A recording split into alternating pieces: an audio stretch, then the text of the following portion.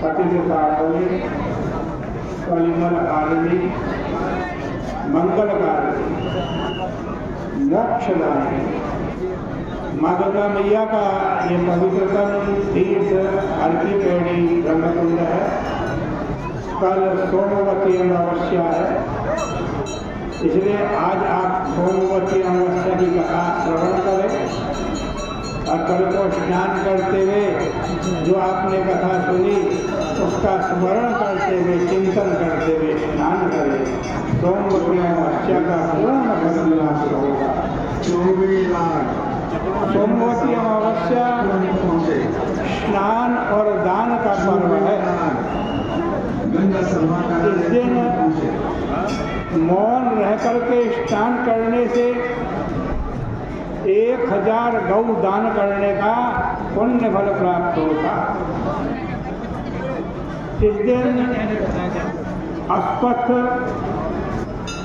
अर्थात पीपल और विष्णु जी के पूजन तथा अश्वत्थ सहित विष्णु जी की 108 बार प्रदक्षिणा करने का विधान है। प्रदक्षिणा करते समय 108 फल आदि पृथक पृथक रखे जाते हैं। तदनंतर उन फलों को ब्राह्मण और ब्राह्मणियों को वितरण कर दिया जाता है। सूत जी कहते हैं, शरशैया पर सोए हुए भीष्म जी के समीप में जाकर धर्मात्मा युधिष्ठिर ने प्रणाम करके उनसे यह वचन कहे। युधिष्ठिर ने कहा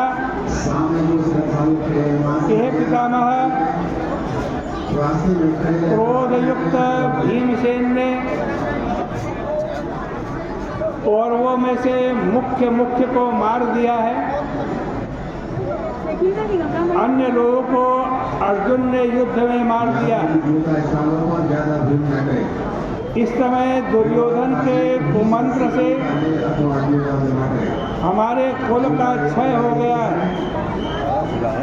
इस समय पृथ्वी और पाताल पर बालक, वृद्ध और रोगियों के सिवाय और कोई नहीं। भरत वंश में हम केवल 5 बचे हैं। ऐसी स्थिति में एक छत्र राज्य भी मुझे पसंद नहीं है। मुझे अपने जीवन से घृणा और मेरे अंगों में कहीं पर भी चैन नहीं है। संतान का विच्छेद देखकर मेरे हृदय में बड़ा संताप हो रहा है। उत्तरा के गर्भ में जो संतान थी वह अश्वत्थामा के अस्त्र से दग्ध हो गई है। अतः मुझे संतति विच्छेद देखकर दुगना दुख हो रहा है। हे पितामह, आप मुझे कहिए कि अब मैं क्या करूं और कहाँ जाऊं जिससे मुझे चिरंजीवी संतान प्राप्त हो। भीष्म जी ने कहा, हे राजन सुनिए, मैं व्रतों में उत्तम व्रत तुमको कहता हूँ। इसके श्रवण मात्र से चिरंजीवी संतान होती है। और हे पार्थ, जो अमावस्या सोमवार से युक्त हो उस दिन अश्वत्थ के समीप में जाकर विष्णु जी का पूजन करें और उस वृक्ष की 108 बार प्रदक्षिणा करें। उतनी ही संख्या के रत्न या फल दान करें। हे राजन, यह व्रतराज विष्णु भगवान को अत्यंत प्रसन्न करने वाला है। और भीष्म जी ने भी युधिष्ठिर को और पांडवों को ये कथा एक दिन पहले रविवार के दिन सुनाई।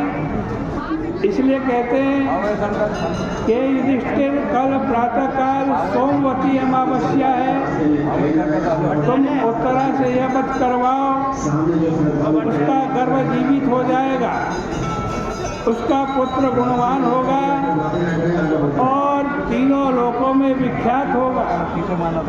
भीष्म जी के वचन सुनकर युधिष्ठिर ने कहा, हे पितामह, इस व्रत को विस्तार से कहिए।